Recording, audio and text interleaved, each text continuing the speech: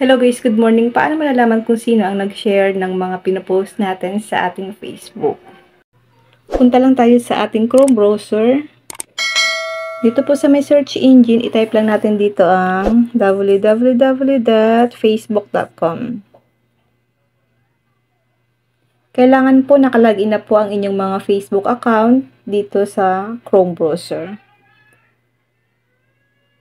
Halimbawa guys, ito yung Facebook page ko.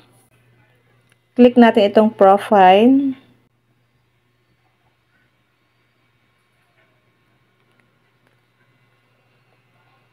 Then, lalabas dito guys yung mga video na pinost ko or in-upload ko.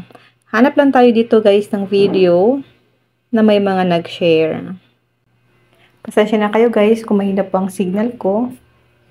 Ayan po, naglo-loading siya.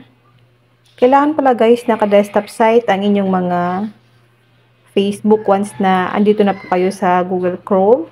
Click nyo lang po ang 3 dots, then hanapin nyo po ang desktop site. Halimbawa guys, ito may nakalagay dito na 2 shares. Click natin itong 2 shares.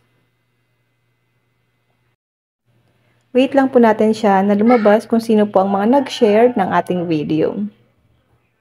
Ayan, people who share this. Ayan guys.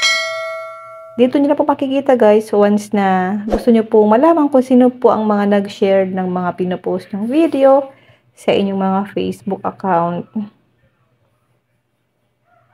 So, kung curious po kayo kung sino-sino po sila, pwede nyo pong makita dito.